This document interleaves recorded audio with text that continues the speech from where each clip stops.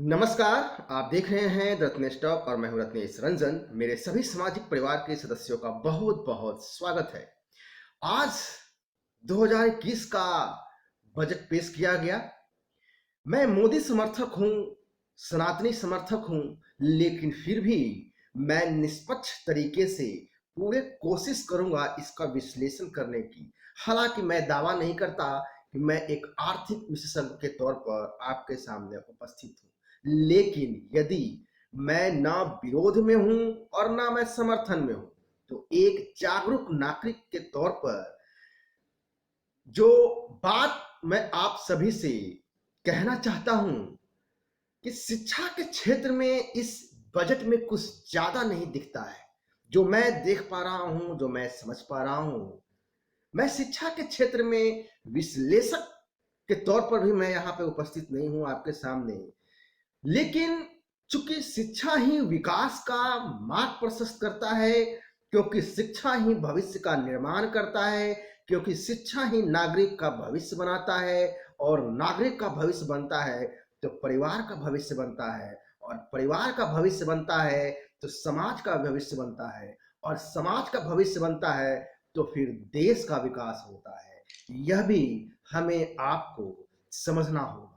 मैं यहाँ पर जो विश्लेषण रखने जा रहा हूँ वो एक आर्थिक विशेषज्ञ के तौर पर नहीं है, इसलिए मैं आपको ये नहीं बताऊंगा कि इस बजट में क्या नफा है, क्या नुकसान है, क्या अच्छा है, क्या नुकसान बुरा है। क्योंकि जिसको जो विरोध करना है वो विरोध करेंगे, जिनको समर्थन करना है वो समर्थन करेंगे।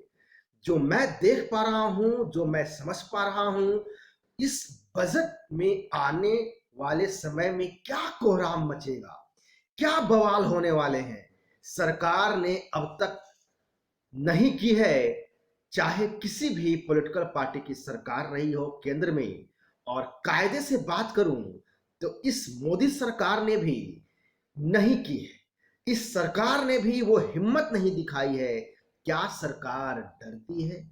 मेरा सीधा प्रश्न है। क्या सरकार डरती है जिसके वजह से वो हिम्मत नहीं दिखा पा रही है और अब तक हिम्मत नहीं दिखा पाई? क्या सरकार लेफ्ट लिबरल वामपंथी एजेंडा बाजों से, फर्जीवाड़ा करने वालों से डरते हैं कि शिक्षा नीति पर वो चाह करके भी वो बदलाव नहीं कर पा रहे हैं जो आधारभूत बदलाव लानी चाहिए? क्या शाहीनबाग और किसान आंदोलन के बाद केंद्र सरकार, मोदी की सरकार बैकफुट पर है? इसके बावजूद फिर भी हंगामा बवाल होना अभी बाकी है इस बजट को लेकर के। मुझे लगता है आने वाले एक दो दिन में हंगामा होगा, और बिल्कुल होगा, जब लेफ्ट लिबरल गैंग को, इन वामपंथियों को, इन सेकुलर के पुरोधा को जब ये बातें समझ में आएंगी और वो इसका विरोध करना शुरू करेंगे और कहा जाएगा कि सरकार कुछ संघीय विचारधारा इंप्लीमेंट करना चाहती है, आरएसएस की विचार को लाना चाह रही है, तो ऐसा इसमें क्या है कि ये बवाल मचना लाजमी है। ये सरकार शिक्षा नीति में हिंदूवाद लाना चाहती है। क्या ऐसा होने वाला है? ऐसा होने जा रहा है। लेकिन क्या वाकई में ऐसा सरकार हिम्मत दिखा रही है या दिखा पाएगी? वर्तमान की मोदी सरकार जो केंद्र में है, 2014 में मोदी सरकार के आने के बाद राष्ट्रवादी की जो अपेक्षाएं हैं वो बढ़ गई हैं, इसमें भी कोई दो राय नहीं है। लेकिन जो सबसे अहम क्षेत्र मोदी सरकार ने अब तक काम नहीं किया है वह है शिक्षा का क्षेत्र, जिसमें मोदी सरकार की सबसे ज्यादा शिकायतें यदि की जानी चाहिए तो वह है राष्ट्रीय शिक्षा नीति में बदलाव। और अब तक सरकार ने कोशिश नहीं की कि एक मंत्रालय जो सरकार ने सबसे ज्यादा उपेक्षा की है, अब तक इग्नोर किया गया है, तो वो है शिक्षा मंत्रालय। मैं अपने देखने वालों को बता दूं कि पहले एचआरडी मिनिस्ट्री के रूप में जाना जाता था, वो अब शिक्षा मंत्रालय के रूप में है। लेकिन ऐसा भी नहीं कि सरकार ने कुछ किया भी नहीं है। दरअसल वित्त मंत्री सीतारमण ने घोषणा की है कि उच्च शिक्षा आयोग का गठन किया जाएगा और यही पेंच है जो आगे आने वाले समय में मुझे लगता है कि एजेंडाबाजों, साफ छुछुंदरबाजों, फर्जी जो पत्रकारिता करने वाले हैं, फर्जी बुद्धिजीवी हैं, वो इसको पकड़ के अपनी एजेंडा को आगे बढ़ाएंगे कि उच्च शिक्षा आयोग का गठन किया जाएगा। अब पता नहीं यह भविष्य में किस रूप और स्वरूप में होगा, यह भी अभी स्पष्ट नहीं है। अब आप कल्पना करें कि आखिर इस आयोग में ऐसा क्या होगा और यह आयोग ऐसा क्या करेगा, इसका स्पष्टि अभी नहीं मिल पाया है। लेकिन थोड़ा सा आप गौर करें कि यह बहुत बड़ी चीज है अपने आप में। पिछले 6 साल में आप शिक्षा नीति में बदलाव नहीं कर पाए, तो फिर आपको और कितना समय चाहिए, यह भी चिंतनीय और विचारणीय है। तो क्या सरकार प्रचंड बहुमत में होते हुए भी देश का मिजाज समझ नहीं पा रही है, या फिर जनमानस की भावना से अवगत होते हुए भी मजबूरन मोदी सरकार कर नहीं पा रही है? और वो मजबूरी क्या है? क्या 5-10 फर्जीवाड़ा करने वाले, प्रदर्शन, धरना प्रदर्शन करने वाले ने क्या शिक्षा नीति को जकड़ रखा है? चाहे जो भी कारण रहा हो, अब सवाल उठता है कि और उठाया जाना चाहिए कि पिछले 6 साल में शिक्षा में क्या बदलाव किया गया है, और बदलाव नहीं किया गया तो क्यों नहीं किया गया? आधारभूत संरचना में सबका साथ, सबका विश्वास, सबका विकास में शिक्षा नीति का कितना साथ दिया है आपने? कितना विकास किया है शिक्षा का? कितना विश्वास जीता है शिक्षा का? आपने काफी अच्छे कार्य किए हैं, इसमें कोई दो राय नहीं है। मैं भी मानता हूं, स्वीकार करता हूं, आपका नमन करता हूं। आपने 370 हटाया कश्मीर से, ट्रिपल तलाक हटाया जो सामाजिक कुरीतियां थी, राम मंदिर का निर्माण का मार्ग प्रशस्त किया आपने, सिटीजनशिप अमेंडमेंट एक्ट लाया आपने, एक कृषि कानून लाया आपने, और भी बहुत कुछ किया है। लेकिन शिक्षा में क्या किया है अब तक? मुगलों का महिमा मंडन वाली शिक्षा को, उस ढोंग का दरअसल समझ नहीं पाएंगे आप कि हमारे पास अशोक है, हमारे पास हर्षवर्धन है, चंद्रगुप्त मौर्य है, हमारे पास पृथ्वीराज चौहान है, हमारे पास महाराणा प्रताप है, हमारे पास शिवाजी है। ये सब महान नहीं है, लेकिन अकबर महान है क्योंकि नेहरू ने उनको शिक्षा मंत्री बनाया, जो युद्ध लड़ा इस देशवासियों के साथ कि हिंदू मुस्लिम इस देश में एक साथ नहीं रह सकते हैं। तो यह भी हमें और आपको समझना पड़ेगा। और पूरी शिक्षा व्यवस्था, जो शिक्षा नीति है, रोमिला थापर और योगेंद्र यादव जैसे वामपंथी लिबरल टुकड़े टुकड़े मानसिकता वाले, जिहादी मानसिकता वालों की जकड़ में अभी भी कायम है। वैसे अभी आप बजट विश्लेषण का डिबेट देख रहे होंगे, तो आपने पाया होगा कि हेल्थ बजट की संज्ञा दी जा रही है इसे, क्योंकि पिछले 1 साल में जो कोविड महामारी का प्रकोप रहा है, अब की बार जो बजट है सरकार की, मानसिकता दिख रही है, स्वास्थ्य है तभी जीवन है।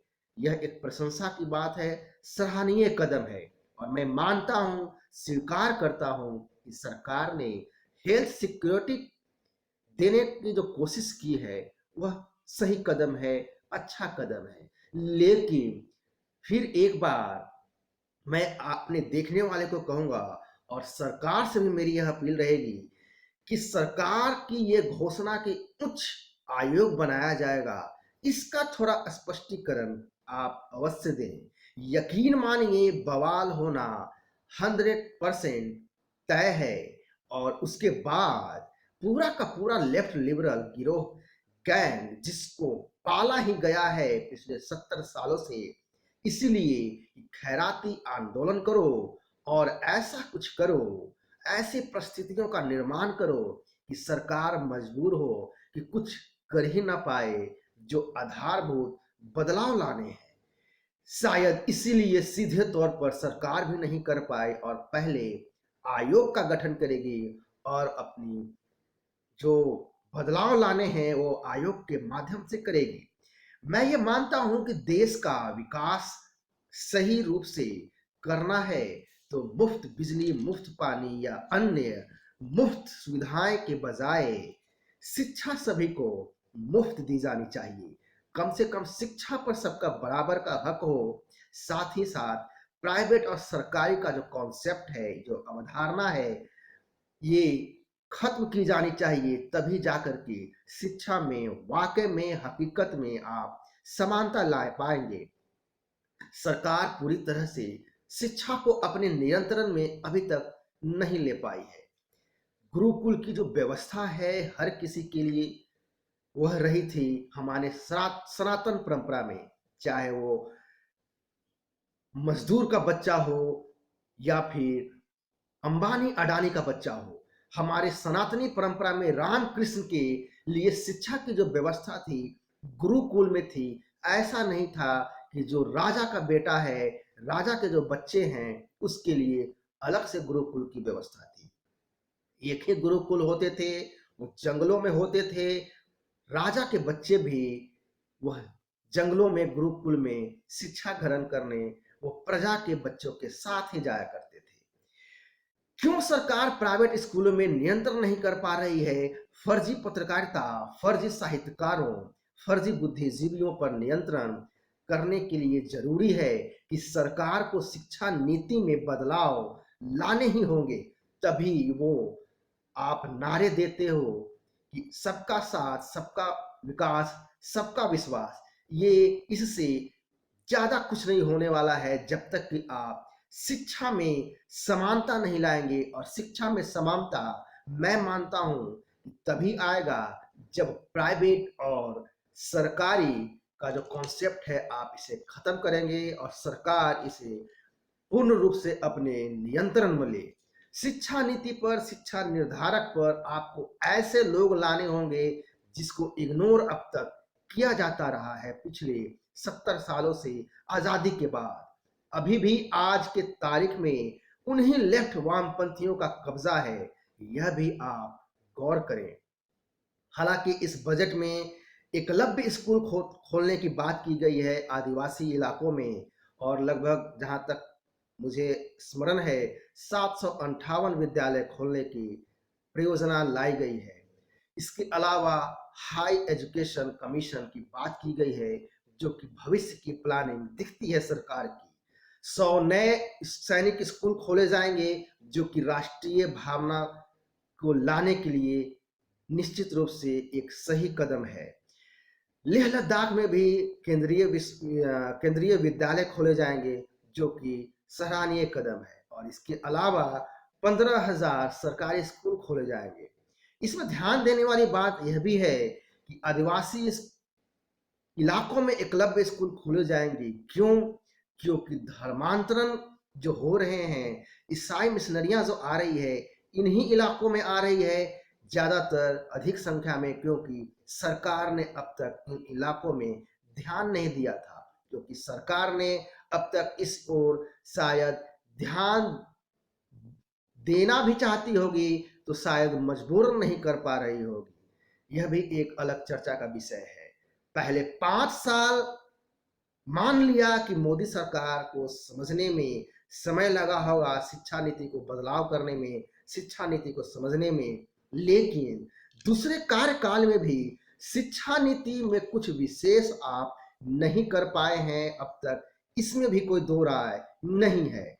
जैसा कि किसी गंभीर व्यक्ति को आपने शिक्षा मंत्री नहीं बनाया, या फिर आपने जिसको बनाया है उसको आपने फ्री हैंड नहीं दिया है, या फिर राष्ट्रीय शिक्षा नीति को लेकर के मोदी सरकार गंभीर नहीं है। यह सवाल उठता है, उठाया जाना चाहिए और सरकार को इस ओर सोचना पड़ेगा। सब कुछ आप सरकार पर ही नहीं छोड़ सकते। अब मैं अपने देखने वालों को विशेष रूप से कहूंगा कि सब कुछ आप सरकार पे नहीं छोड़ सकते हैं। आप सभी को आम जन को शिक्षा नीति में बदलाव लाने के लिए सरकार पे दबाव बनाने होंगे, क्योंकि सरकार आएंगी, सरकार जाएंगी, सरकार किसी की भी पार्टी की हो, यह देश रहना चाहिए, यह समाज रहना चाहिए, यह संस्कृति रहनी चाहिए, यह परंपरा रहनी चाहिए। और सरकार भी आपके जनमानस के मतानुसार ही काम करती है। वो तभी करती है जब आप जागरूक रहते हैं। नहीं तो यदि आप सोए रहेंगे तो सरकार भी कुछ नहीं करेगी, वो अपने मन मुताबिक अपने सुविधा के अनुसार वह कार्य करेगी। ऐसा भी हो सकता है कि उच्च शिक्षा आयोग के माध्यम से बदलाव लाने की प्रक्रिया आरंभ कर दी गई हो, क्योंकि सरकार सीधे तौर पर बदलाव करने की स्थिति में नहीं है, वह मजबूर है। लेकिन फिर भी आप सभी को दबाव बनाए रखना होगा, दबाव जारी रखना होगा, ताकि उच्च शिक्षा आयोग की बातों को भी जब रिपोर्ट आए, जब यह कमीशन बने, तब सरकार भी लागू कर पाएगी तभी, जब जनमानस का दबाव सरकार के ऊपर बरकरार रहेगा। ठीक वैसे ही जैसे जनमानस की भावना को देखते हुए राम मंदिर निर्माण का मार्ग प्रशस्त हुआ है, तो सिर्फ और सिर्फ जनमानस की भावना, आप सभी की जागरूकता की वजह से। तो ये था पूरा विश्लेषण। आशा करता हूं मैं बजट में जो शिक्षा नीति है उस पे विशेष तौर पर मैं आपको समझाने में सक्षम रहा हूंगा। नमस्कार, जय हिंद।